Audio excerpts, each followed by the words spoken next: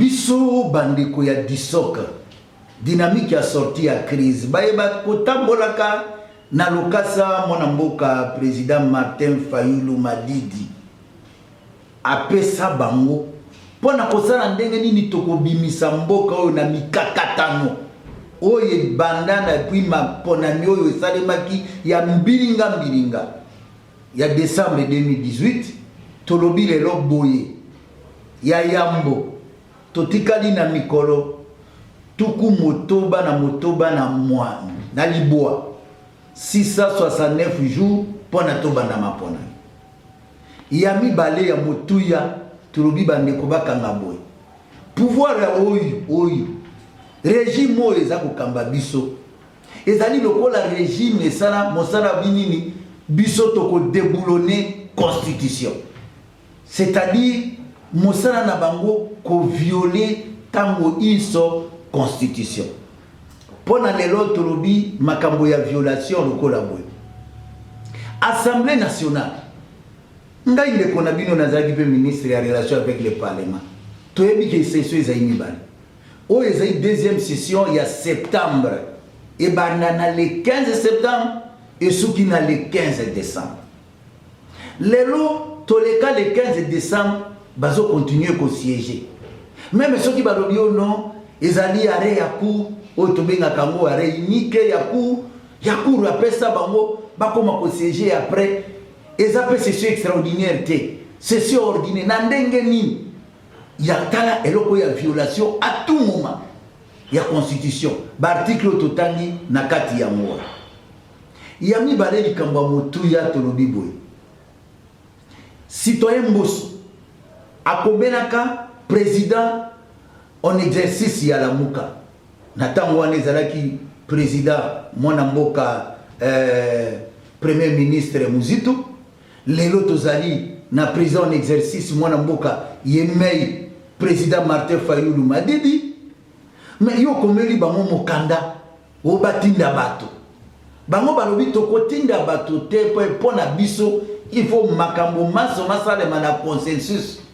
et surtout consensus a yambo e bandana no epana bato to bengi bango confession religieuse e bazui consensus te et comme epana biso bango obite il faut consensus c'est la pour mapona mieza la malamu bandeko ya FCC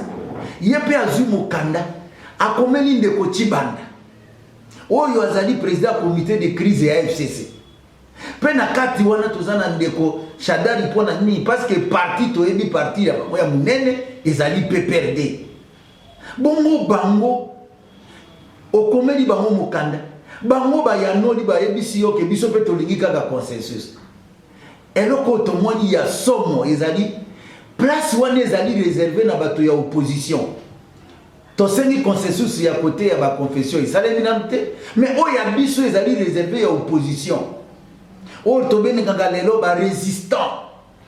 bongo koma yoko kende kozwa bato yo yebike lelo bazaki na FCC bito zaisu na bangote bazaki na PPRD bito zaisu na bangote yozwa bango oya kolubake non bango ne bakomi nesika ya opposition et c'est ça là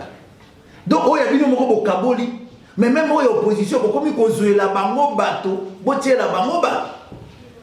pe lisusu na plénière wana bozali ko voter boyebi ke non euti na commission paritaire même bato opposition bazaki na katite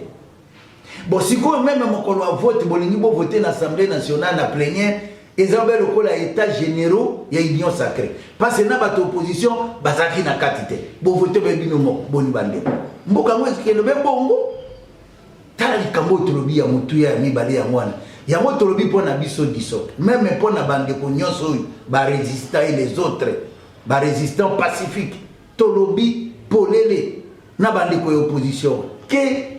pona biso mayema saleni nil et de nil c'est-à-dire ezaina ko engager opposition te na ba résistant te na ba lamuka te tozakuna te na makambo bango basali o anezali seni oya kadimo tobenga kango seni ya union sacrée c'est-à-dire union sacrée azui bato na yemisato a combler na kati etali bisote pena kosukisa tolobi makambo ezali koleka toyoki ono toyembo sabi ona est ezali boitete problème na biso ezali ba accord problème na biso ezali avec likambo boye ezala signé il fait le kana parler mais ezali commission te et l'obama te que c'est la commission de défense ezali nde débat monene na parlement est engagé pour na nini ba force monsieur kokota pe ba force on a toujours mona que dans le temps ce sont des forces autres qui agressé biso et bunda bango na bango bitumba wapi na kisangani pe congolais nyonso ayebi lelo boni o bakokote pa bi bongo soki bakoti po bakende mokolonini bongo soki bakoti po na libere tokomi na balkanisation